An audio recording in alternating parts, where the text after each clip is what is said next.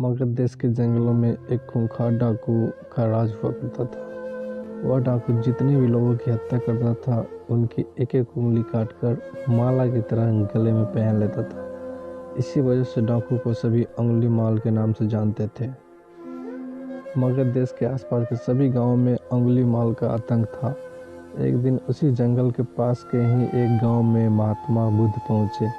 साधु के रूप में उसे देखकर हर किसी ने उनका अच्छी तरह स्वागत किया। कुछ देर उस गांव में रुकते ही महात्मा बुद्ध को थोड़ा अजीब सा लगा।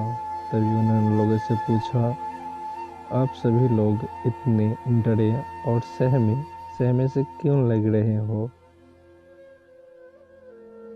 सबने एक एक करके डाकू उंगली माल द्वारा की जा रही हत्या और उंगली काटने के बारे में बताया।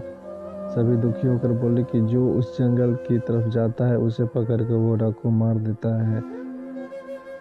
अब तक वो 99 लोग को मार चुका है और उनकी उंगली को काटकर उन्होंने गले में माला की तरह पहनकर घूमता है। उंगली माल के आतंक की वजह से हर कोई उस जंगल के पास गुजरने से डरता है। इन सभी बातों को सुनने के बाद भगवान बुद्ध ने उसी जंगल के पास जाने का फैसला ले लिया। जैसे ही भगवान बुद्ध जंगल की ओर जाने लगे तो लोगों ने कहा कि वहां जाना खतरनाक हो सकता है। वो डाकू किसी को भी नहीं छोड़ता। आप बिना जंगल गए ही हमें किसी भी तरह उस डाकू से छुटकारा दिलवा दीजिए। भगवान बुद्ध सारी बात सुनने के बाद भी जंगल की ओर बढ़ते रहे। कुछ ही देर में बुद्ध भगवान जंगल पहुंच गए। जंगल में महात्मा के भेष में एक अकेले व्यक्ति को देखकर अंगुली माल को बड़ी हैरानी हुई।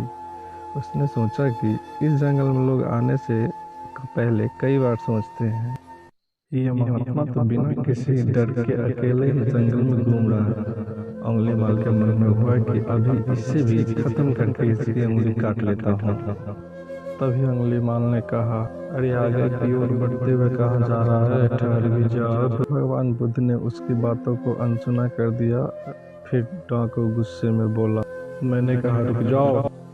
तब भगवान ने उसे पलट कर देखा कि लंबा चौड़ा बड़ी बड़ी आंखें वाला आदमी जिसके गले में उंगलियों की माला थी वो उन्हें घूर रहा था।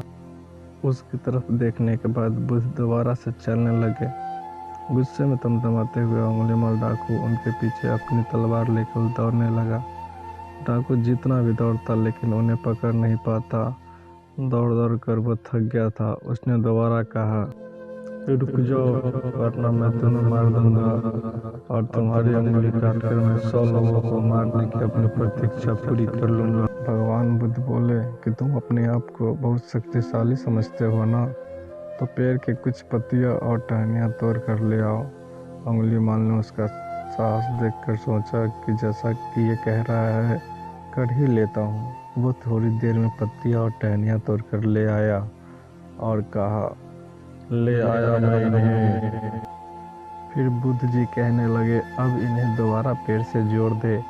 यह सुनकर अंगुली माल बोला, तुम कैसे महात्मा हो? तुम्हें नहीं पता कि तोड़ी हुई चीज को दोबारा नहीं जोड़ सकते हैं? भगवान बुद्ध ने कहा कि मैं यही तो तुम्हें समझाना चाहता हूँ कि जब तुम्हारे पास किसी चीज को जोड़ने की ताकत नहीं है तो तुम्हें किसी वस्तु को तोड़ने का अधिकार भी नहीं है। किसी को जीवन देने की क्षमता नहीं है तो मारने का भी हक नहीं है तुम्हें। यह सब सुनकर अंगुली माल के हाथों से हथियार छूट गया। भगवान बोले, तुम मुझे रुक जा कह रहा था। मैं तो कब से स्थिर हूँ, वो तो तू ही है जो स्थिर नहीं है। अंगुली माल बोला, मैं तो एक जगह पर खड़ा हूँ तो मैं कैसे अस्थिर हुआ और आप तब से चल रहे हैं। बुद्ध भगवान बोले, मैं लोगों को क्षमा करके स्थिर हूँ और तू हर किसी को पीछे उसकी हत्या करते हुए भागने की वजह से अस्थिर है। यह सब कुछ सुनकर अंगुली माल डाकू की आंखें खुल गई और उसने कहा, आज के बाद मैं कोई अधर्म वाला कार्य नहीं करूँगा। रोते हुए अंगुली माल डाकू भगवान बुद्ध के चरणों पर गिर गया और उसी दिन से अंगुली माल डाकू ने बुराई का रास्ता छोड़ दिया और वो बहुत बड़ा सन्यासी बन गया। इस कहानी से यही सीख मिलती है कि सही मार्गदर्शन मिलने पर व्यक्ति बुराई की राह को छोड़कर अच्छाई की राह को चुन लेता है। कहानी अगर अच्छी लगी हो तो वीडियो को लाइक कर दे, चैनल को सब्सक्राइब कर दे। मिलते हैं नेक्स्ट वीडियो में, तब तक के लिए बाय बाय, टेक केयर।